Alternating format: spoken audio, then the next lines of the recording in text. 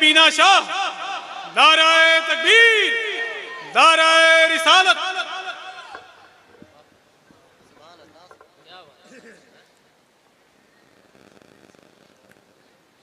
अल्हम्दुलिल्लाह, अल्हम्दुलिल्लाहि रब्बिल आलमीन, वस्सलातु वस्सलामु अला अशरफिल अंबिया'i वल मुरसलीन, अम्मा बअद। फ़ौज़ु बिल्लाहि मिनश शैतानिर रजीम, बिस्मिल्लाहिर रहमानिर रहीम। अस्साबिक़ून अस्साबिक़ून उलाइकल मुक़र्रबून। सदक़ल्लाहुल अज़ीम। क्या बात रज़ा उस चमनिस्ताने करम की, ज़हरा है कली जिसमें हुसैन और हसन फूल। तेरी सरकार में लाता है रज़ा उसको शफ़ी। तेरी सरकार में लाता है रज़ा उसको शफ़ी, जो मेरा गौस है और लाडला बेटा तेरा। मोहब्बत के साथ बारगाह रिसालत में दुरूद पाक के नजराने अक़ीदत पेश करें। सारा मजमा एक ज़बान होकर पढ़ें, अल्लाहुम्मा सल्ली अला।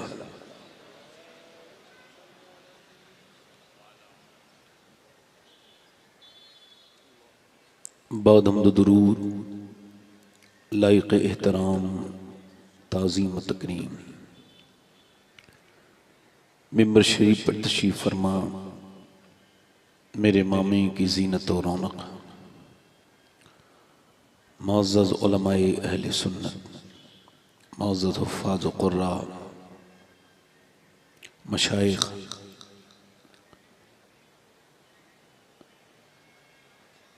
सामीन व सामियात, अस्सलामु अलैकुम व रहमतुल्लाहि तआला व बरकातुहू।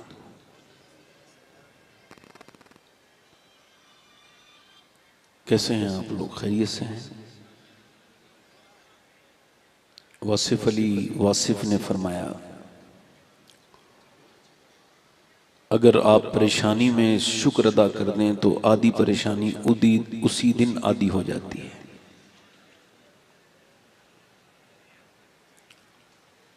अपनी जिंदगियों में ये मेरा पहला आपसे गुजारिश है कि शुक्र शामिल कर लें।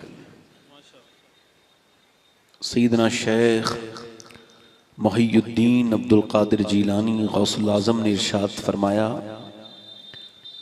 विलायत की शुरुआत भी शुक्र से होती है और ये इख्तिताम को भी शुक्र पर ही पहुंचती है।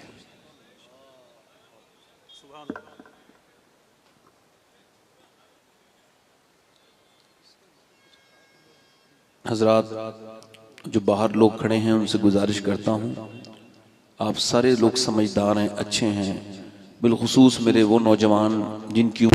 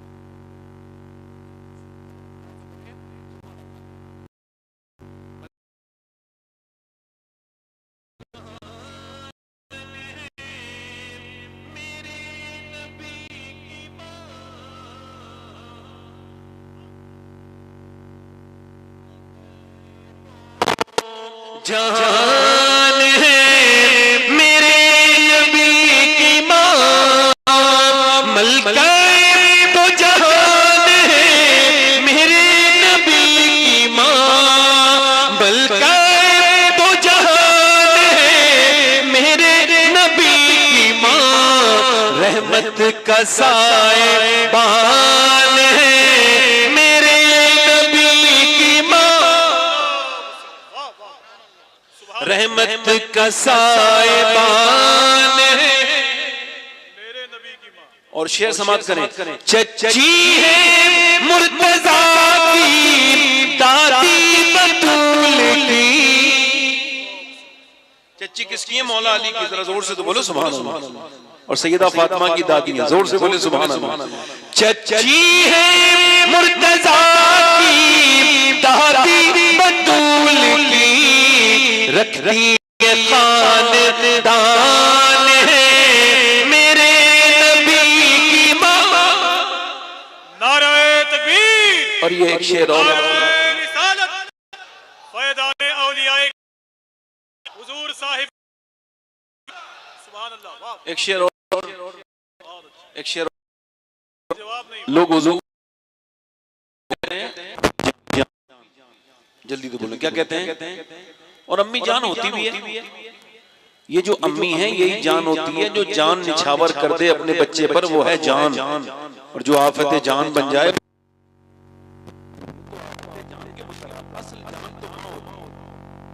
सबकी माजल की क्या है? बोलो पूरा मन में बोलो। तो क्या है? पीछे वाले बोलो क्या है? अल्लाह करे ये शेर आपके समझ आ जाए। कहती है अपनी माँ को सब बच्चे अम्मी जान, कहते हैं अपनी माँ को सब बच्चे अम्मी जान, सोचो कि किसकी जान है मेरे नबी की माँ।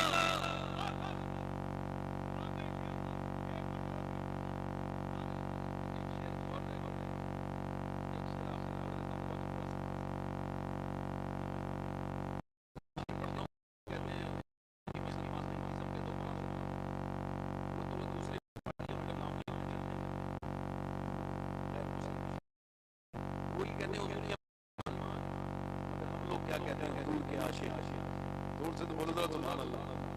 हज़रत मान के दोनों हाथ रखे सुभान अल्लाह। जुल्फों से नाखून की नोक,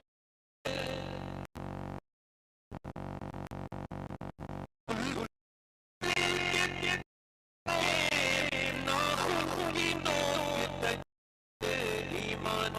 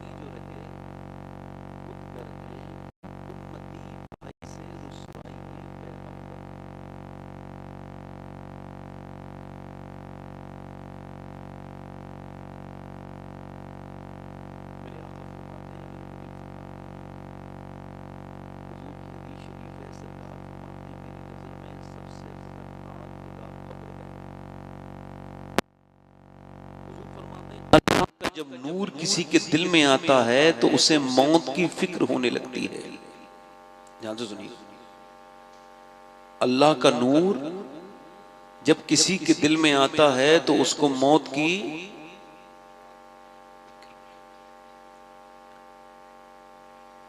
हजरत सैयदना दाता हजबेरी फरमाते हैं कि अल्लाह जब किसी पर अपना करम करता है तो उसे मौत की फिक्र अता कर देता है। मौला कायनात मौला अली फरमाते हैं, अगर तुम मौत को याद नहीं करोगे तब भी मौत आएगी, याद करोगे तब भी मौत आएगी। हाँ, अगर मौत को याद करोगे तो मौत आसान आएगी, और याद नहीं करोगे तो बड़ी सख्त है मौत।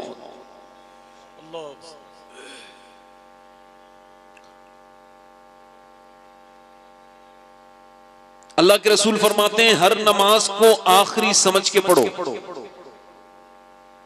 सैयदना शेख मुहियुद्दीन अब्दुल कादिर जीलानी इरशाद फरमाते हैं कि अगर तुम हर नमाज को आखिरी समझ के नहीं पढ़ोगे तो तुम्हारी नमाज तुम्हारे लिए हिजाब बन जाएगी, और अगर तुम हर नमाज को आखिरी समझ के पढ़ोगे तो ये नमाज तुम्हारे लिए नूर बन जाएगी।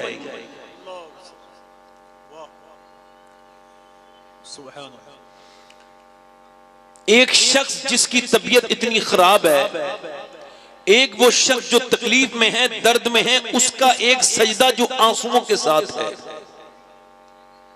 और एक वो इंसान जिसको कोई प्रॉब्लम नहीं है, मस्जिद में गया, जाके ऐसे ही उसने मुर्गे की तरह ठोंगे मारी गौसुल आजम की जबान में, और फिर वो वापस आ गया, तो उसकी नमाज में और उसकी नमाज में बड़ा फर्क है। इसी वजह से सोज़े दिल मांगो, अल्लाह की बारगाह में ये दुआ किया करो कि या अल्लाह मुझे ऐसी नमाज पढ़ने की तौफीक अता कर जो मेरे लिए आखिरत में और दुनिया में फायदा बने, और दुनिया में मेरे लिए तकलीफ का बाइस वो चीजें जो हैं वो मेरी नमाज की बरकत से दूर हो जाएं। अच्छा, मैं आपसे एक बात अर्ज करता हूं, हर नमाज को अगर आखिरी समझ के पढ़ा जा सकता है तो हर तकरीर को भी आखिरी समझ के किया भी जा सकता है और सुना भी जा सकता है। किसी के पास आज तक ओटीपी फील करने के लिए मैसेज नहीं आया कि तुम्हारे पास ये मैसेज आया, जब तक तुम इसको फील नहीं करोगे तब तक तुमको मौत नहीं आएगी। नहीं नहीं, शेख सादी कहते हैं मौत का कमाल यह है कि यह अचानक आती है, और मौत की जो तैयारी कर लेता है उसके लिए बड़ी आसानी है, बड़ी आसानी है, बहुत ज्यादा आसानी है। अब मेरी तरफ देखिए, जरा गौर कीजिए और मेरी तरफ ध्यान दीजिए। मैं आपसे यही अर्ज करना चाहता हूं कि आपका नाम क्या है? मोहम्मद फहीम। आपका नाम मोहम्मद इमरान है, आपका नाम अब्दुल रहीम है, आपका नाम हुजूर के नाम के ऊपर है। आज तक किसी गैर मुस्लिम ने अभी तक हुजूर को नहीं देखा है। जितने भी लोग देखते हैं, आपको देखते हैं, आप ही से वो तय करते हैं कि मजहब इस्लाम कैसा है।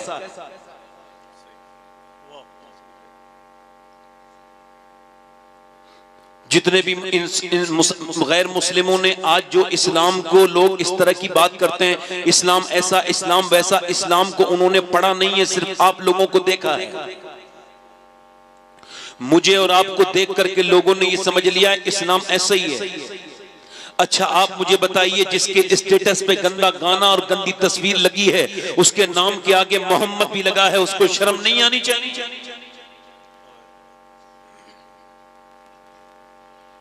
उस नौजवान के बारे में आपका क्या ख्याल है? मेरे हुजूर फरमाते हैं, जो जिस हाल में मरेगा उसी हाल में कयामत के दिन उठाया भी जाएगा। मेरे हुजूर इरशाद फरमाते हैं, जिस हाल में मरेगा उसी हाल में उठाया जाएगा। अब उन नौजवानों के बारे में आपका क्या ख्याल है जिनकी स्टेटस बने हुए, उन लड़कियों के बारे में, उन लड़कों के बारे में जिन्होंने नाम के आगे लड़कियों ने फातिमा लिख रखा है, आयशा लिख रखा है, खतीजा लिख रखा है, और उनकी मोबाइलों की आइडिया देखिए, उनकी चीजों को चेक करें, आपको पता लगेगा कि किस कदर किसकी बच्ची किस वक्त कहां है, किसी को नहीं खबर। आज के जमाने में तब खबर होती है जब बिल्कुल मामला खराब हो जाता है, जब मामला हाथ से बाहर चला जाता है तब खबर होती है, और उससे पहले लोग इसकी तरफ ध्यान भी नहीं दे रहे कि आपने अपने बच्चों के साथ क्या कर दिया। अब मैं आपसे जरा पूछना चाहता हूं और आपको यह बताना भी चाहता हूं कि उम्मती जो है 22 रुसवाई पैगंबर कैसे हैं, इसी तरह से 22 रुसवाई पैगंबर हैं कि आपने अगर किसी गैर मुस्लिम के साथ बेईमानी की है तो वो मुसलमानों को कहते हैं पूरा इस्लामी ऐसा है। ये एक आदमी कितना खराब है मुसलमानों का। यानी जितने भी लोग आज इस्लाम से दूर हैं, इस्लाम से नफरत करते हैं, उसकी वजह ना तो मियां इस्लाम है, ना अल्लाह उसके रसूल के फरामीन है, बल्कि हम सब मुसलमान हैं। क्योंकि हमारे अंदर कोई ऐसी चीज बची नहीं, ना हमारे अंदर नबी पाक से वो मोहब्बत बची जो पहले हमारे बुजुर्गों में पाई जाती थी, ना हमारे अंदर ईमानदारी बची, ना हमारे अंदर कोई हया बची। हमारे हया खत्म हो चुकी है, हमारे पर्दे खत्म हो चुके हैं, हमारे घरों की बरकतें खत्म हो चुकी हैं, हमारी बच्चियां, हमारी बेटियां आज बेहयाओं के साथ और बेहयाइयों के साथ अपने मोबाइलों के अंदर स्टेटस लगाती हैं। हमारी बेटियां इंस्टाग्राम पर भी हैं, फेसबुक पर भी हैं। हमारे बेटे और हमारी बेटियां दोनों बर्बादी की तरफ जा रही हैं। हमको इसकी कोई परवाह नहीं है। हम चाहते हैं कि हमारे बच्चे कामयाब हो जाएं। तो कामयाबी का मतलब क्या है? कामयाबी का मतलब यह है कि मियां जरा गौर कीजिएगा, तवज्जो कीजिएगा। यहां पर जो है ना, यहां पर लाहौर में एक बच्चा और 5 बच्चे अच्छे नंबरों से पास हुए हैं। 5 बच्चे अच्छे नंबरों से पास हुए तो उनका जो मैनेजमेंट था, स्कूल था, उन्होंने कहा तुम क्या बनना चाहते हो? एक बच्चा बोला मैं बनना चाहता हूं डॉक्टर, एक ने कहा मैं बनना चाहता हूं इंजीनियर, एक बच्चे ने कहा आप क्या बनना चाहते हो? उसने कहा मैं बनना चाहता हूं फौज में जाना चाहता हूं, एक ने कहा मैं ये बनना चाहता हूं। एक बच्चा बड़ा खूबसूरत खड़ा था, उससे बोला तुम पूछे तुम क्या बनना चाहते हो? सियालकोट का बड़ा खूबसूरत बच्चा, तुम क्या बनना चाहते हो? कहने लगा मैं सहाबी रसूल बनना चाहता हूं। मास्टर को हैरत हुई, बेटे क्या कह रहे हो? कहा मुझे सहाबी बनना है। रोने लगा ये कह के। मास्टर बोला तुझे पता है सहाबी किसे कहते हैं? कहा नहीं, इतना पता है मेरी माँ रोज मुझे अबू बकर सिद्दीक की बातें बताती है।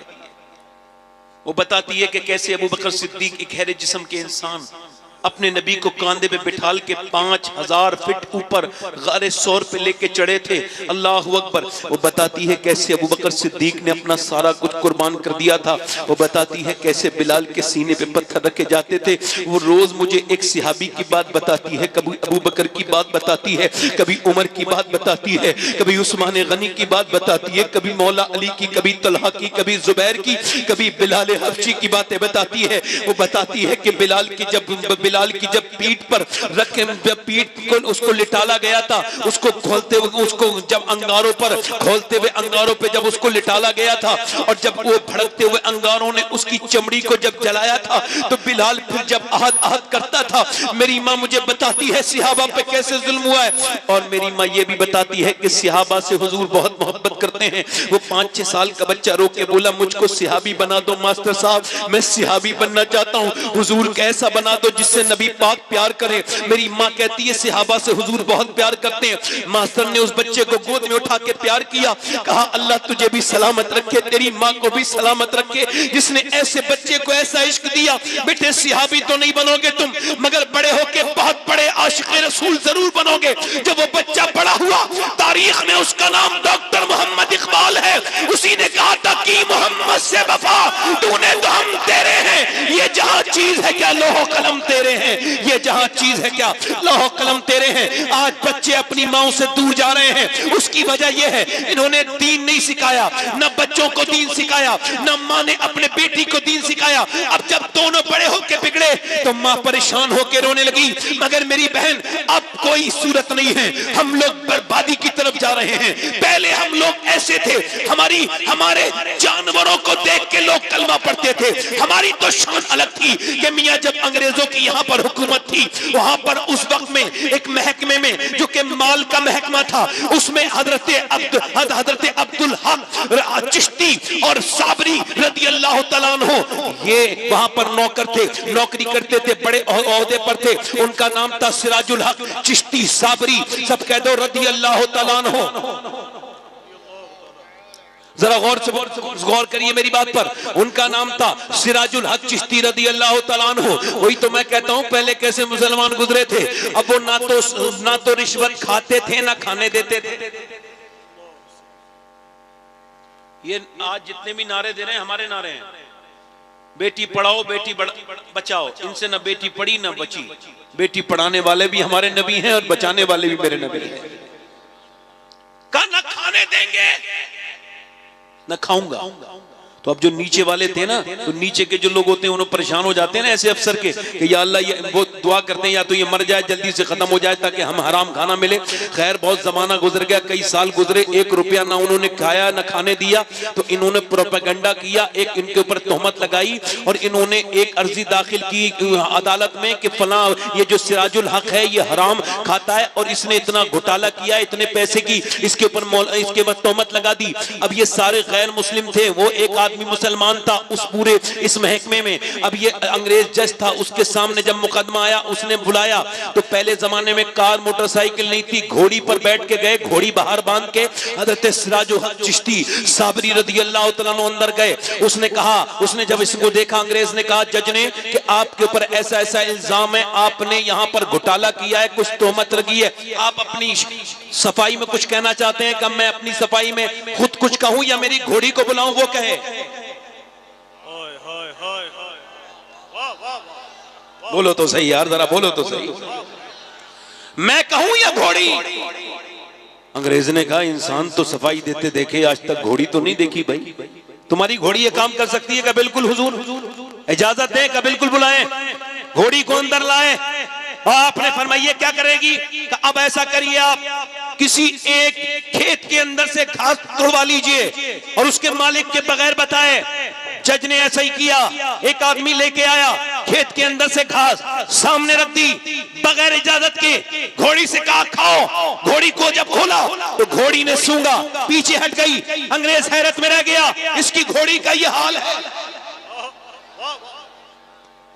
पीछे हटा लिया, जैसे ही चेहरा उसने पीछे हटाया एकदम गैर मुस्लिम शोर मचा के बोले, जज साहब ये आपको गुमराह कर रहा है, पेट भरा के लाया है ये पहले ही अपनी घोड़ी का, ताकि आप गुमराह हो जाएं। आपने फरमाया इसके मालिक को बुला के लाया जाए, अभी फैसला हो जाएगा। मालिक जब आया, जिसकी घास थी, उससे कहा या तो तू माफ कर दे या फिर इसके पैसे ले ले। उसने कहा क्यों?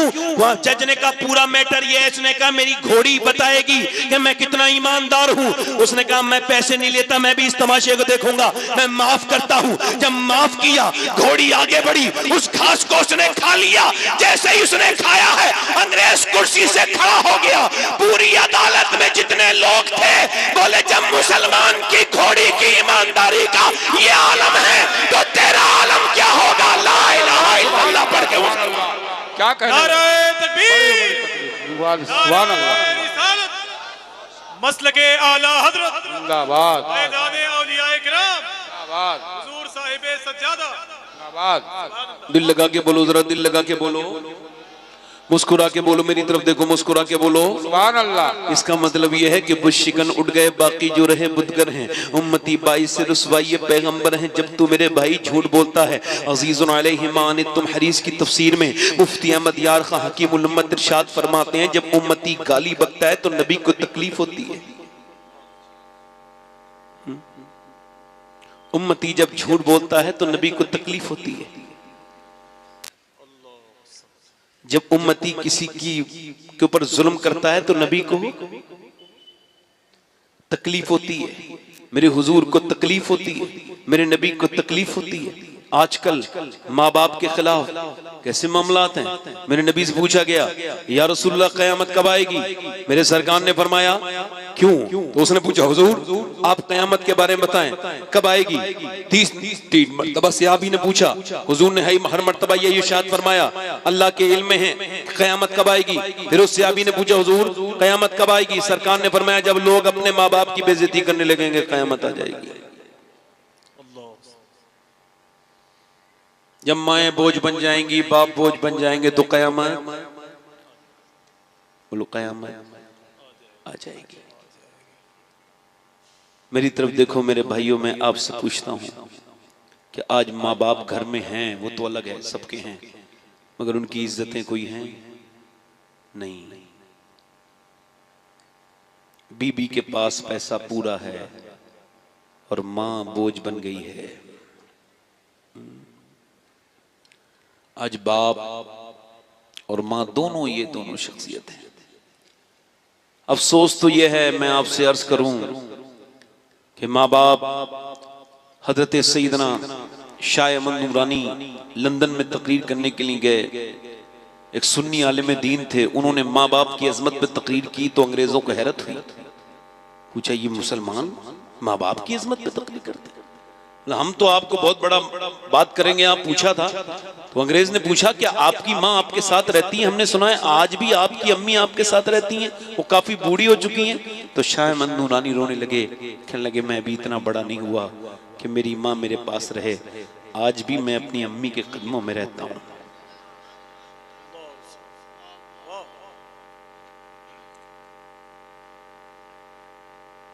मगर उन माँ बाप की भी बड़ी गलती है जिन्होंने अपने बच्चों को दीन नहीं सिखाया।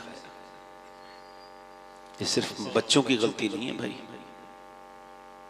अभी चंडीगढ़ के अंदर एक प्रोफेसर का वीडियो वायरल हुआ, उसने अपनी मां को मारा था। 80 साल की बूढ़ी को वो मार रहा था, तो उसके पास एविडेंस नहीं था पुलिस के पास, तो पुलिस ने वहां खुफिया रिकॉर्डिंग करवाई।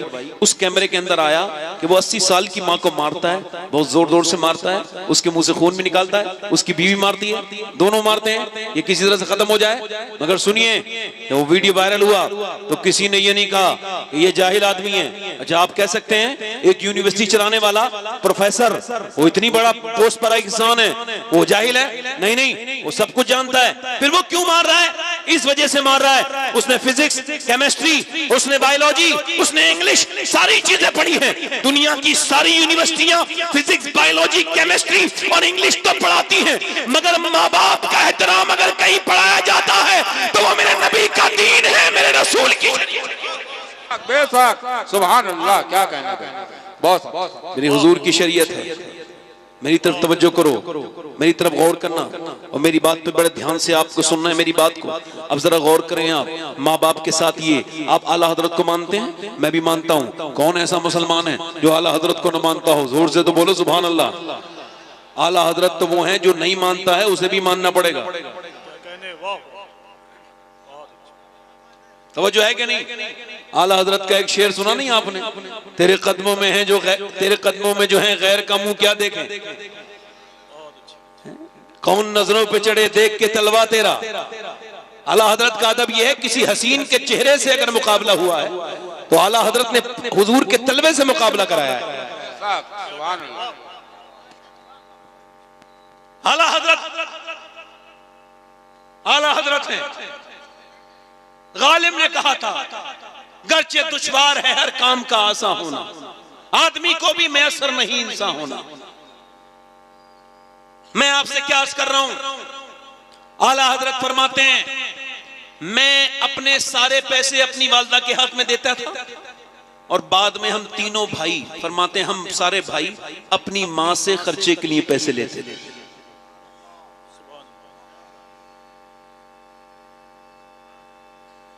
बुरा ना मानिएगा, आज बड़े मामलात हैं। हजरत एक साहब कह रहे थे मैं अपनी माँ को हज करा के आया हूँ। मैंने कहा ये तो बिल्कुल ही उल्टी बोली आपने। कोई माँ को भी हज करा सकता है? ये कहा करो माँ बाप की दुआएं हुई हैं तो अल्लाह ने मुझे मक्का और मदीना दिखाया है।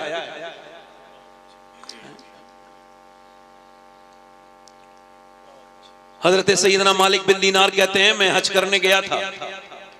फरमाते हैं हज करने जब मैं गया तो फरमाते हैं उस वक्त में मैं जब हज करने गया तो मैं हज करने के बाद बाल मुड़ाने के बाद, ये आखिरी स्टेप होता है, बाल मुड़ाना आखिरी काम है, इसके बाद हज मुकम्मल। कहते हैं मैं दुआ मांग रहा था, या अल्लाह मेरा हज कबूल कर ले, या अल्लाह मेरा हज कबूल कर ले। कहते हैं अचानक मेरी जो है ना वो आंख लगी, मैं सो गया, तो मुझे हाथे पे गैब से आवाज आई, अल्लाह ने सबके हज कबूल किए हैं मगर मोहम्मद बिन हारून बल्खी का अल्लाह ने हज कबूल नहीं किया।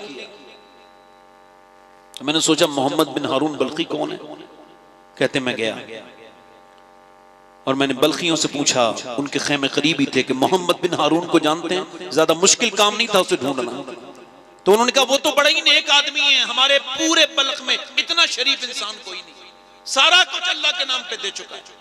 उधर देखिए नमाज पढ़ रहा है, वो जो कांप रहा है ना खड़े होकर वो कयाम में, और वो जो रुकू करता है लंबे लंबे, और वो जो सजदे में गिड़गिड़ा के रोता है, वही तो मोहम्मद बिन हारून बल्खी है।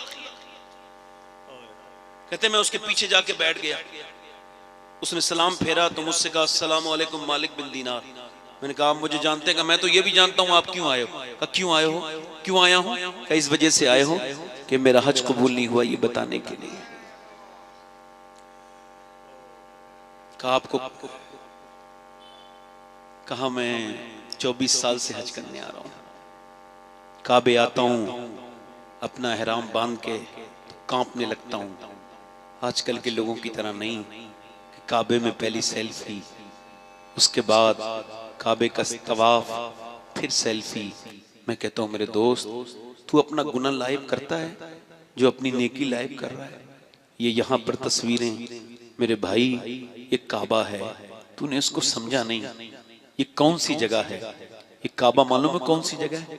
आपको बताऊं, मेरे नबी यहाँ पर, मैं तो कभी काबे से कहता हूँ काबे तूने तो देखा होगा ना, मेरे हुजूर जब सजदे में थे ऊपर से ऊंट की ओजड़ी रखी गई थी भारी, और हुजूर की बेटी सैयदा फातिमा ज़हरा, वो 6, 7, 8 साल की बच्ची, वो आई, आकर के उन्होंने उस ऊंट की ओजड़ी को जब हटाया, उसके बाद नबी ने ऐसे करके उनके चेहरे को देखा तो वो पानी डाल रही थी अपने अब्बा के ऊपर जमजम से, हुजूर की जुल्फों की जो गिलाजत थी उसको साफ करती थी। तो जब जुल्फों से वो पानी गिरता था, हुजूर ने अपनी बेटी को ऐसे देखा, तो बेटी को देख के हुजूर की आंखों में जब आंसू आए, तो मेरे सरकार ने अपनी प्यारी बेटी की तरफ देखा, तो बेटी ने जब आंसू देखे तो छोटे छोटे हाथों से हुजूर की बेटी ने आंख के आंसू पोंछ दिए और कहा, अब्बा मत रोइए, मेरी अम्मी खतीजा कहती थी कि फातिमा मैं रहूं न रहूं,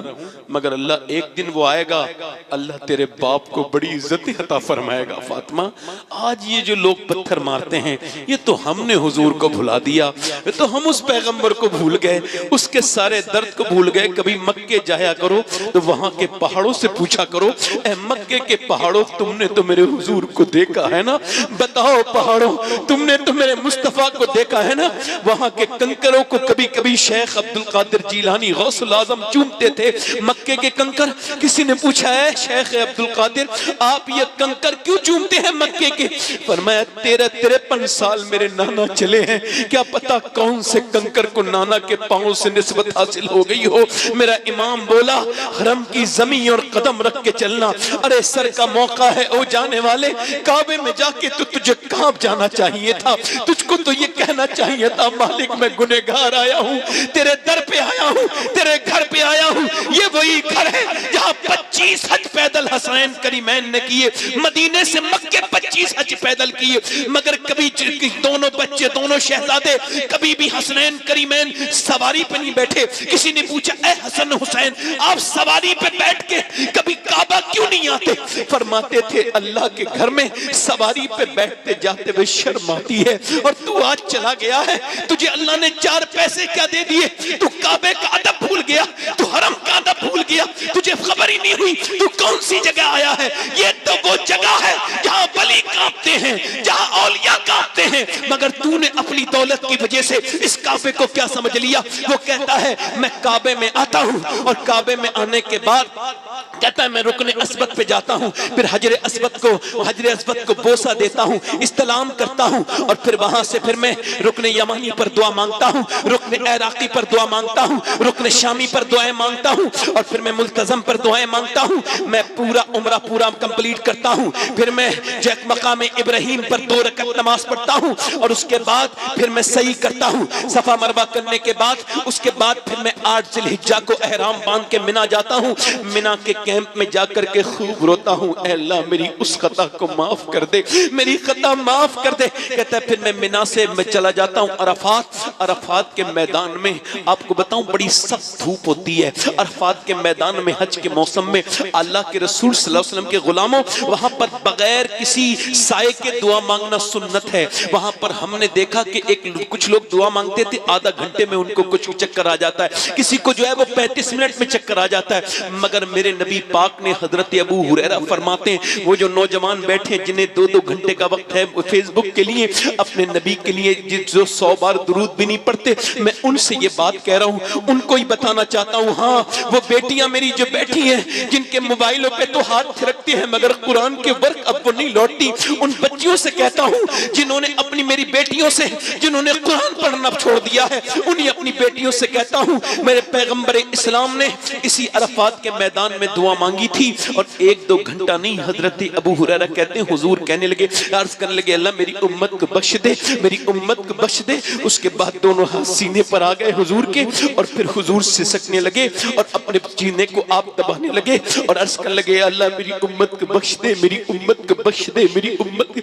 6 घंटे लगातार लगातार मेरे नबी ने मेरे लिए दुआएं मांगी हैं, इतनी तो मेरे बाप ने कभी न ख्याल नहीं किया। न किसी का बाप इतनी मोहब्बत कर सकता है, न किसी कोई इतनी मोहब्बत हुजूर की तरह नहीं कर सकता। मेरा इमाम कहता है जो न भूला हम गरीबों को रजा, याद उसकी अपनी आदत कीजिए। वो कहता है मैं अरफात के मैदान में दुआ मांगता हूँ और दुआ मांगने के बाद फिर मैं आ जाता हूँ मुजदलिफा। मुजदलिफा में मगरिब और इशा मिला के पढ़ता हूँ और फिर वहां कंकरी बीन के चला जाता हूँ। मैं मिना के बाद फिर मैं जाता हूँ जमरात पर रमी करने, यानी कंकरी मारने। कंकरी मार के काबे जाता हूँ, काबे जाके फिर सही करता हूँ, सही करके वापस आता हूँ, जानवर कुर्बान करता हूँ, बाल मुड़वाता हूँ, कपड़े नए पहनता हूँ, 2 रकअत नमाज शुक्राने की पढ़ने वाला होता हूँ। तो कोई अल्लाह का वली आता है और कहता है अल्लाह ने तेरा हज कबूल नहीं किया। कहा क्यों? मैं अपनी माँ का गुस्ताख हूँ। 25 हज करके 24 साल से आ रहा हूँ लगातार, 24 माह हज है। का क्या हुआ था? कि मैं शराब पीता था। है शराब, तौबा तौबा। कहता शराब पीता था मैं, शराब के नशे में रमजान के महीने में माँ के पास आया, गलत दोस्त मिल गए तो उन्होंने शराबी बना दिया था। नौजवानों, गलत दोस्त है ना, उनसे दोस्ती तोड़ देना, वरना तुम्हें या तो जेल में ले जाएंगे वरना जहन्नम में तो लेके जाएंगे। याद रखना, अपने खराब दोस्तों को छोड़ देना, ये बड़ी खराब चीज है। वो कहता है मैं अपनी माँ के पास गया, वो रोटी बना रही थी रमजान का महीना, मैंने अम्मी खाना दे दे। उसने मुझे पलट के शर्म नहीं आती तुझको? एक तो तू रमजान में शराब पीता है और फिर खाना भी मांगता है रमजान में, शर्म कर बेगैरत। तो उसने मुझे डांटा, मुझे गुस्सा आ गया, मैंने जन्नाटेदार हाथ उसके मुंह पे मारा। कहते मेरी माँ लुढ़क के नीचे को गिरी, कमजोर थी, जलने लगी। कहते वो जलने लगी उसी तंदूर में जिसमें रोटी बना रही थी। वो चीखने लगी, चिल्लाने लगी, मगर मैं शराब के नशे में पीछे गिर गया, मुझे कुछ होश ना रहा। लोगों ने मुझे उठा के अंदर डाल दिया। अंदर डालने के बाद मेरी आंख खुली तो मेरी बीबी जा रही थी। मैंने कहाँ जा रही हो? अपने मैके जा रही हूँ, तेरे साथ नहीं रह सकती। कहा क्यों? कहा तू अपनी माँ का कातिल है। कहा मेरी माँ मर गई? कहा तेरी माँ मर गई, तुझे 9 महीने पेट में रखने वाली मर गई। अल्लाह अकबर। हजरत मालिक बिन दीनार कहते हैं मैंने उसके मुंह पे थप्पड़ मारा, तेरा हज कबूल हो जाएगा जालिम, माँ के कातिल। कहते फिर मैं सो गया, हुजूर का दीदार हुआ। मेरे नबी ने फरमाया मालिक तूने उसको क्यों डरा दिया? वो तो डरे हुए को डरा दिया। अर्ज की हुजूर माँ का गुस्ताख है। कहा अल्लाह तो उसको बख्श देगा। कहा कैसे हुजूर? कहा माँ की बदौलत ही बख्शेगा। कयामत के दिन अल्लाह फरमाएगा इसको, उसकी माँ दावा करेगी मालिक इसने मुझे जलाया था। अल्लाह फरमाएगा इसको जहन्नम में डाल दो। फरिश्ते घसीटते हुए ले जाएंगे, माँ को आवाज देगा माँ, नहीं सुनेगी। फिर कहेगा माँ, नहीं सुनेगी। फिर कहेगा माँ, नहीं सुनेगी। ओ माँ, अल्लाह रहम डालेगा। अल्लाह मुस्र हकीकी है, आवाज देगी। हाँ क्यों आवाज देता है?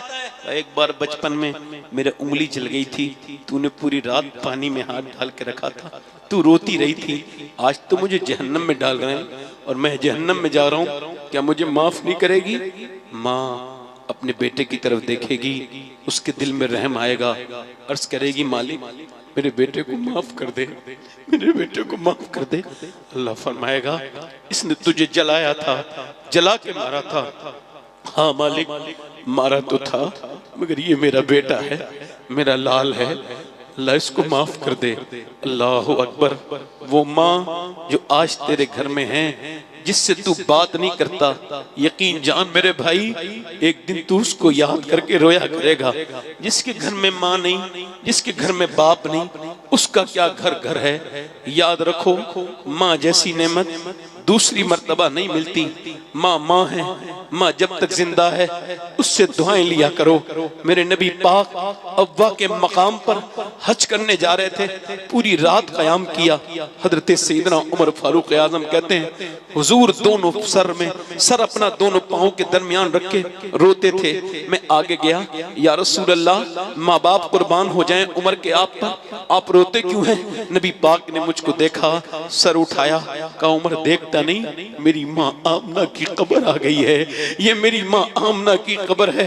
55 साल पहले मेरे नबी यहाँ पर माँ छोड़ के गई थी, आज भी मेरे नबी पाक माँ को वहाँ याद कर रहे हैं। आज माँ बाप हैं तो कोई कदर नहीं है, कल नहीं होंगे तो ढूंढा करोगे। मेरे भाइयों मैंने बड़े बड़े सख्त दिल लोगों को माँ बाप की कब्र पे रोते देखा है। और जीते जी एक बार अपनी माँ से प्यार कर लो, उसकी कब्र पे आंसू बहाने वालों एक बार जीते जी अपनी माँ से प्यार करो। माँ जैसी नेमत दुनिया में कोई नहीं है, सारी कायनात भी तुम्हारे पास है। अगर माँ नहीं है तो क्या है, अगर माँ तेरी तुझसे राजी मरी है तो तू जन्नती है। याद रख, तेरी माँ तेरे लिए अगर दुआएं करेगी, मुझे नहीं पता कौन से पीर साहब की दुआएं कितनी कबूल होती हैं, मैं इसकी कोई गारंटी नहीं देता, मगर मैं माँ बाप की दुआओं की गारंटी दे सकता हूँ। मेरे आका फरमाते हैं अगर माँ बाप दुआ करें तो जैसे नबियों की दुआएं उम्मती के हक में कबूल होती हैं, वैसे ही माँ बाप की दुआएं। नारे तकबीर, नारे रिसालत, मसलके आला हजरत। सुभान अल्लाह, वाह वाह, सुभान अल्लाह। एक बार अपने बाप से भी प्यार, बाप से मोहब्बत की बातें किया करो। मैं आपसे गुजारिश करता हूँ कि जब तक ये जिंदा हैं इनका ख्याल रखो, इनसे मोहब्बतें करो, अपने नसीबों को बनाओ। मैं आपको बता रहा हूँ जो माँ बाप का गुस्ताख है वो दुनिया में भी जलील होगा, आखिरत में भी अल्लाह उसको माफ करे। मगर फिर भी आपसे कह रहा हूँ, मैं किसी के लिए बद्दुआ नहीं कर रहा हूँ, मगर हालात इसी तरह के हैं। माँ बाप के साथ जुल्म ना करें, माँ बाप के सामने बैठा करें, उनसे मोहब्बत की बातें किया करें, माँ से प्यार किया करें। और आखिरी बातें नौजवानों आपसे कर रहा हूं, ऐ मेरे दोस्तों, ये जो आपकी उंगलियां आज इंटरनेट पे थरक रही हैं, आप क्या समझते हैं आपको कोई देख नहीं रहा है? मुझे बताइए आप, मौत करीब आने वाली है, मौत इतनी करीब है। मेरे आका इरशाद फरमाते हैं, मेरे हुजूर इरशाद फरमाते हैं कि जब रूह निकालने के बाद कब्र में जब दफन किया जाता है तो वो मुर्दा जिसकी कब्र में दफन किया गया उसकी कब्र के ऊपर जो है तख्ते लगाए गए, तख्ते के ऊपर मिट्टी लगाई गई। अब मिट्टी के बाद उसकी आंखें खुली हैं तो वो कहता है कहां जा रहे हो मेरे दोस्तों, मेरे भाइयों कहां जा रहे हो, कहां चले गए मेरे भाइयों? आज इसकी कोई परवाह नहीं, वो लौट के नहीं देखते। वो कहता है कहां गए मेरे बेटो, तुम रुको, कोई नहीं रुकता, 10 मिनट नहीं, और जल्दी जल्दी दफन करो। कोई किसी के लिए रुकता है? मैंने देखा लोगों को बड़ी जल्दी जल्दी हाथ धोते हैं, मिट्टी खबर की ना लग जाए। आला हज़रत फरमाते हैं, हाय गाफिल, वो क्या जगह है जहां 5 जाते हैं 4, 5 कैसे जाते हैं, कहां जाते हैं 5? जनाजे में नहीं, जनाजे में तो हजारों जाते हैं, कहीं 100 जाते हैं, मगर वो कब्र में जाते हैं 4। 5वें को लेते हैं, वो मुर्दा होता है, उसको 4 दो ने लिया, 2 ने फिर नीचे वालों को दे दिया। वो जो सबसे नीचे है ना, उन्होंने अंदर रखा, वो बाहर आए, 4 भी बाहर आ गए। अब वो दरवाजा बंद हो गया। अब आला हज़रत का शेर सुनिए, हाय गाफिल, वो क्या जगह है जहां 5 जाते हैं 4 फिरते हैं। तकरीर करने वाले मर जाएंगे, सुनने वाले मर जाएंगे। जो तक इस मौत के बारे में गौर करेगा वो भी मरेगा, जो नहीं करेगा वो भी मरेगा। मेरे हजरत मालिक बिन दीनार कहते हैं, मैं कब्रिस्तान पर खड़ा हुआ, मैंने पूछा क्या हाल है कब्र वालों? कहते हैं अंदर से मुर्दे की आवाज आई, मुझे उम्मीद नहीं थी आवाज आई। क्या पूछते हो मालिक? मैं बड़ा सफाई पसंद था, मगर मेरी नाक में कीड़े चल रहे हैं, मेरे मुंह में कीड़े चल रहे हैं, मेरा पेट फट गया।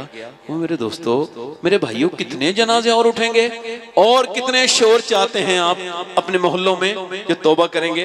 अच्छा मुझे बताएं, कब्र में आप गए, जाने के बाद आंख खुली, नबी तशरीफ लाए, ऐसे देखेंगे आंखों से?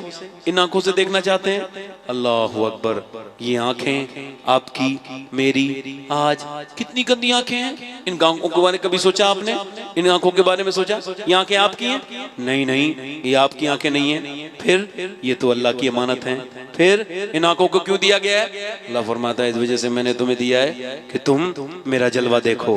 किसका जलवा देखो? बोलो, जल्दी बोलो। मेरे रसूल को देखो। आंखें क्यों दी हैं? काबा देखो, उसकी कुदरत देखो। मगर जिन्होंने इसमें गंदी तस्वीरें दिखवाई, गंदी फिल्में दिखवाई, वो नौजवान लड़के क्या समझते हैं? अल्लाह को नहीं पता उनके बारे में? अल्लाह को सब इल्म है, अल्लाह सब जानता है। मेरे हुजूर फरमाते हैं, किसी भी औरत की तरफ देखना शैतान के तीरों में से एक तीर है, और जो इससे अपने आंखों को बचाएगा अल्लाह उसकी इबादत में लज्जत अता करेगा, और जिसकी आंखें गंदी रहेंगी उसे इबादत में मजा नहीं आएगा। याद रखो, मेरी तरफ देखो, गौर करो मेरे दोस्तों। एक सियाबी हैं, उनका नाम है उत्बा बिन गज़वान। नौजवानों के लिए गुजारिश कर रहा हूँ, बड़े ध्यान से सुनना, गौर करना।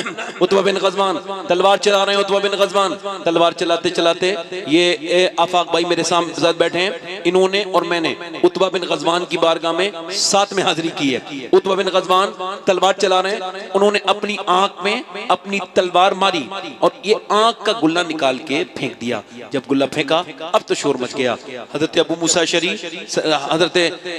मूसा अशरी ये बहुत बड़े ये आए, आकर के बोले आप ये बताइए ये आंख आपने क्यों निकाल दी?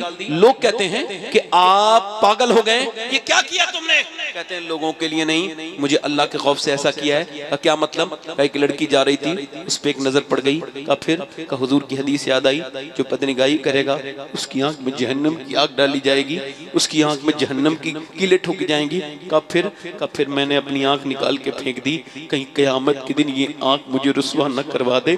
मैंने आंख निकाल के फेंक दी, कहीं इसकी वजह से मेरे अंदर जहन्नम की आग न डाली जाए।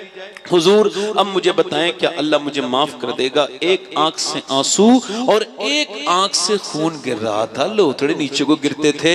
वो रो के बोला सियाबी क्या अल्लाह मुझे माफ कर देगा? हजरत अबू मूसा अशरी कहते हैं मैंने उसको अपने सीने से लगा के कहा, ओ उत्बा तूने ये क्या कर लिया?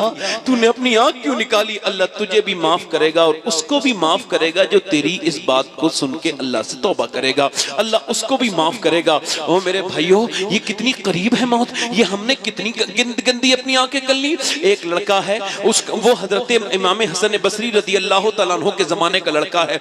अब अच्छा उसका काम क्या? वो उसकी माँ जो है ना, वो हजरत इमाम हसन बसरी के पास जाके तकरीर सुनती है। हर हफ्ते में 2 बार तकरीर होती है औरतों के लिए, वो जाती है। ओ बेवा हो गई, मगर उसने दूसरी शादी नहीं की, उसने अपने बच्चे को पाला। दौलत बहुत थी, उसका लड़का बिगड़ गया। हर रात एक नई लड़की बुलाता था, शराब पीता था। इमाम हसन बसरी का मुरीद उसकी मां लेके आई, 70 बार तौबा कराई, 70 बार तोड़ता गया। 1 बार, 2 बार, 3 बार, 4 बार, 5 बार, 6 बार, 7 बार, 8 बार, 70 बार तौबा तोड़ दी। तौबा करके मगर बीमारी हो गई, उसको टीबी हो गया। टीबी चूंकि ये मर्ज तो नया है, ये पुराना है, इसका इलाज अभी आया है। उसकी तबीयत ज्यादा बिगड़ गई। माँ ने जब मौत के करीब अपने बेटे को देखा तो कहा मेरे बेटे, मेरे लाल, मैं तुझे, मेरे लाल इस वजह से मुझे रो रही हूँ कि इस वजह से नहीं तू मर रहा है, इस वजह से तू बगैर तौबा करके मर रहा है। कितना गुनाह करके मर रहा है मेरे लाल, मैं इस वजह से तुझे बता रही हूँ मेरे लाल, मेरे बेटे, कि काश तू तौबा कर लेता। बेटा बोला मेरी माँ अभी मेरी तौबा कबूल हो जाएगी, मैं सच्ची तौबा कर लूंगा। अल्लाह कबूल कर लेगा। जाओ हसन बसरी को बुला लाओ, मैं तौबा करूंगा। मैं वहां नहीं जा सकता, उनसे कहना वो मेरा नमाज जनाजा भी पढ़े। मौलाए कायनात के खलीफा इमाम हसन बसरी, वो औरत अपने बेटे के लिए गई, जाके बोली हुजूर मेरे बेटे को तौबा करा दें। वो दरवाजे में दाखिल हुई तो कहा मैं तेरे बेटे को नहीं मानता, न उसकी तौबा को तौबा मानता हूँ, उसने मुझे पूरे शहर में रुसवा कर रखा है। वो बार बार तौबा करके तोड़ता है, मैं उसकी तौबा नहीं मानता। कहा हुजूर उसने ये कहा है कि आप उसकी नमाज जनाजा पढ़ाएं। कहा मैं उसकी नमाज जनाजा में नहीं पढ़ाऊंगा, जाओ चली जाओ। वो तो चली गई। दरवाजे पर दस्तक हुई, बेटा आखिरी सांसें ले रहा था। माँ से पूछा अम्मी क्या हुआ, मेरे पीर आए? कहा नहीं आए। वो कहते तेरी तौबा नहीं है, तोड़ देता है, तू मजाक करता है। क्या तूने कहा नहीं मेरा नमाज जनाजा? कहा मैंने कहा था नमाज जनाजा को, मगर उसने मना कर दिया, तेरा नमाज जनाजा नहीं पढ़ाएंगे। ये कह के बेटा फूट फूट के रोने लगा। बेटे ने मां करीब गई, क्यों रोता है? कहा तू आमीन कह दे जरा, मैं तौबा करता हूँ, मैं सच्ची बात कहता हूँ, मैं तौबा कर रहा हूँ, सच्ची तौबा करता। हाथ उठा के माँ ने आमीन कहना शुरू कर दिया। बेटा दुआ क्या कर रहा है? या अल्लाह मैं इतना गुनहगार हूँ कि मुझे हसन बसरी ने भी तौबा मेरी यकीन करने से मना कर दिया, तो मालिक अब हसन बसरी ने भी छोड़ दिया, मगर तू छोड़ेगा तो कहां जाऊंगा, क्योंकि सब कुछ तो तेरा ही है। जमीन भी तेरी, आसमान भी, जमीन भी खुदा की, जमा भी खुदा का, मकीनो मकाला मकान भी खुदा का। गुनाहगार बंदे कहां जा सकेंगे खुदा की खुदाई से बाहर निकल के? कहने लगा मेरे रब अगर मेरे जैसा गुनहगार कोई नहीं तो तेरे जैसा करीम भी कोई नहीं है। मैंने अपनी पूरी रातें खराब की हैं, मैंने बड़े गुनाह किए हैं। या अल्लाह मैं शर्मिंदा हूँ और तुझसे तौबा करता हूँ, मुझे माफ कर दे, मेरी जान के करीब है मौत के, मुझे माफ कर दे। तुझे अपने उसी पैगंबर का वास्ता है जो मेरे मुस्तफ़ा है, मेरे नबी है, मेरे रसूल है। तुझे उसी मेराज पे तूने जिसको बुलाया उसी पैगंबर का मैं उम्मती, उसी का वास्ता देता हूँ। माँ रो रो के आमीन कह रही है। बेटा दुआ करते करते रोते रोते उसकी रूह निकल गई। माँ ने अचानक देखा बेटे की रूह निकल गई। माँ बोला हाय मेरे बेटे, हाय मेरे लाल। उधर दरवाजे पे दस्तक हुई, दरवाजा पे दस्तक हुई, दरवाजा खोला, सामने हजरत हसन बसरी खड़े थे। आप क्यों आ गए? आपने तो कहा था नमाज जनाजा में नहीं पढ़ाएंगे। औरत मुझे क्या खबर थी, अभी मैं सोया तो ख्वाब में मुझे अल्लाह की तरफ से आवाज आई, ओ हसन बसरी मेरा एक दोस्त तेरे पड़ोस में मर गया है, जा उसका नमाज जनाजा पढ़ ले, जा उसका नमाज जनाजा पढ़ ले। अल्लाह अकबर। आखिरी वक्त में जो अल्लाह के सामने रोया, अल्लाह ने उसे अपना दोस्त बना लिया। अल्लाह फरमाता है इंसान तू इतना रो ले कि तेरी आंख का आंसू गिर के तेरे गाल तक आ जाए, मैं तेरे सारे गुनाह माफ कर। उससे तौबा करे। इस मुबारक महफिल में मेरी तकरीर खत्म हो गई। इस मुबारक महफिल में उस रब से तौबा करे, उससे कहें मालिक हमको माफ कर दे। बहुत इधर उधर भागे, ये कहें कि हम भागे हुए मुजरिम हैं, हमें लोग दफन कर देंगे कब्रों के अंदर मालिक, मगर कोई तैयारी नहीं, हमें माफ कर दे। उसके सामने रोना सीखे। जो हुजूर के नाम पे जान दे सकते हैं जरा हाथ उठा के बताएं कितने लोग हैं? नीचे हाथ करें। जो जान दे सकता है वो कुछ भी कर सकता है ना, कुछ भी कर सकता है ना। एक दूसरे की तरफ ना देखना, मुस्कुराना नहीं। कितने लोग ऐसे जो हुजूर के नाम पे जान भी दे देंगे और आज से पूरी दाढ़ी भी रखा लेंगे। इस महफिल में वो नौजवान खड़े हो जाए, खड़े हो जाए वो लोग जो आज से दाढ़ी रखे, वो नौजवान खड़े हो जाए, खड़े हो जाए, बाहर आ जाए, बाहर। हजरत इधर आ जाए, इधर हजरत के सामने इधर आ जाए, इधर आ जाए। जो दाढ़ी रखाने वाले लोग हैं इधर आ जाए, इधर आए। आप भी आ जाएं, आ जाएं। 1 मिनट की बात है, आप आ जाओ। बस 1-2 मिनट के लिए माफी चाहता हूँ, आ जाइए। जो मुझे वक्त मिला था वो बड़ा इधर इधर खड़े हो जाइए। कोई और आशिक रसूल है जो खड़ा हो जाए और कहे आज तक जिया था सभी के लिए, आज से जीऊंगा नबी के लिए? है कोई हुजूर का आशिक, 5वां आशिक रसूल इस महफिल में? खड़े रहना भाई, खड़े रहना। 4 हो गए। 5वां आशिक रसूल हो तो आ जाए। सुन्नत रसूल है, 100 शहीदों का सवाब है। कोई गरीब नवाज की छठी वाला हो तो आए हजरत के सामने तौबा करे। आए छठा आए। देखो मैंने आपसे ना तो सुभान अल्लाह कहलवाया, ना रुका हूं मैं बीच में, क्योंकि मैं 1 घंटा के लिए तकरीर जल्दी जल्दी करनी थी मुझे, और जल्दी। एक कोई आशिक रसूल और हो नौजवान पीछे से, कोई दीवाना है, कोई आशिक रसूल हुजूर का चाहने वाला इस महफिल में आके खड़ा हो? वो आ गए माशाअल्लाह। आपके चचा है, आप आइए, आप इधर आइए। ये मोहब्बत में है, थोड़ा सा हल्का सा 1 मुट्ठी कर लीजिए बस, कोई बात नहीं है, उनको पता नहीं होगा। ये 6 हो गए। कोई आशिक रसूल और हो? मैं चाहता हूं इमाम हुसैन के 10 तो हो जाएं, 4 और आ जाएं बस। वो नौजवान जो आज से अपने नबी अपनी जिंदगी को तब्दील करें, तौबा करें और आज से नमाजी बने और आज से सुन्नत रसूल की नियत करें, वो इस महफिल में खड़े हो जाएं और कहें हम आज से इंशाअल्लाह अपनी जिंदगी में तब्दीली लेकर के आएंगे। है कोई आशिक रसूल और इस महफिल रसूल में? आगे पीछे से ये 6 तो हो गए। मेरी बख्शिश के लिए तो 1 ही काफी है, अल्लाह कबूल कर ले। मगर फिर भी कहता हूं वो नौजवान खड़ा हो जाए जिसके नियत ये हो कि खूबसूरती सुन्नत मुड़ाने में नहीं है, सुन्नत रखाने में है। क्योंकि अल्लाह ने जितना हसीन आमना के लाल को बनाया है इतना किसी को नहीं बनाया। मेरा इमाम कहता है वो कमाल हुस्न हुजूर है कि गुमाने नक्शे जहां। कोई आशिक रसूल है हुजूर की सुन्नत वाला? एक और आशिक रसूल हो तो इस महफिल में खड़ा हो जाए। एक दीवाना और एक एक करके जो है वो कतरे कतरे से दरिया बहता है। 1 मिनट की बात है। देखें ये 10 मिनट हो गए, अभी तो मैं टाइम में ही हूँ। 1 मिनट की बात और है। एक बार और कहता हूँ, कोई और आगे पीछे से आशिक रसूल हो, नौजवान सुन्नत रसूल का पाबंद होने चाहता हो तो वो इस महफिल में बाहर को आए और कहे अब मैं अपने नबी की सुन्नत रखाऊंगा। जिसकी शादी, ये ना सोचे कि शादी नहीं होगी, अच्छी लड़की से शादी करनी है ना तो आपको पहले ही दाढ़ी रखानी चाहिए। क्योंकि जितने भी बेगैरत बेशरम लड़कियां हैं वो दाढ़ी वाले को पसंद नहीं करती, दाढ़ी वाले को वही पसंद करती हैं जिसे आमना का लाल पसंद हो, जिसे मदीने वाला। ये 7 हो गए माशाल्लाह। एक और कोई दीवाना है, कोई नौजवान इधर से कहीं से? कलंदर तुम दीवानी है। एक कोई और आशिक रसूल, कारी साहब बड़ी माजरत के साथ, एक कोई और आशिक रसूल है इस महफिल में? चलें, कोई मसला नहीं है। एक साहब कह रहे थे आपको डर नहीं लगता है कोई उठेगा नहीं तो बेइज्जती हो जाएगी? मैंने कहा बंदे की तो कोई इज्जत ही नहीं है, उस दिन इज्जत होगी जिस दिन ईमान के साथ मैं दुनिया से जाऊंगा। और रही बात इसकी, अगर मेरी रोज बेइज्जती हो और एक दिन एक ऐसा आदमी खड़ा हो जाए जिसे अल्लाह कबूल कर ले तो मेरी बख्शिश जो हो जाएगी। आपको ये इज्जत लगी है, बेवजह की बात करने लगे। कोई और है दीवाना हुजूर का, इमाम अली मकाम का चाहने वाला, जो इस महफिल में खड़े होके कहे मैं आज से उस बुरे काम से नफरत करता हूं और ये बुरा काम छोड़ता हूं, आज से पूरी सुन्नत रखाऊंगा? कोई आशिक रसूल और हो तो इस महफिल में वो आ जाए। माशाअल्लाह। चले, कितने हो गए? 7 हो गए माशाअल्लाह। चलो आप लोग वादा करो इंशाअल्लाह आज के बाद न दाढ़ी कटेगी न मुड़ेगी, इंशाअल्लाह पूरी रखाएंगे। हजरत से मुसाफा भी कर लो, दुआएं भी ले लो। और आप लोग इधर बताएं, हुजूर की आंखों की ठंडक है नमाज। क्या है बोलो, जल्दी से बोलो। तो इंशाल्लाह नमाज की पाबंदी रहेगी इंशाल्लाह। दोनों हाथ उठा के बोलो इंशाल्लाह नमाज की पाबंदी रहेगी।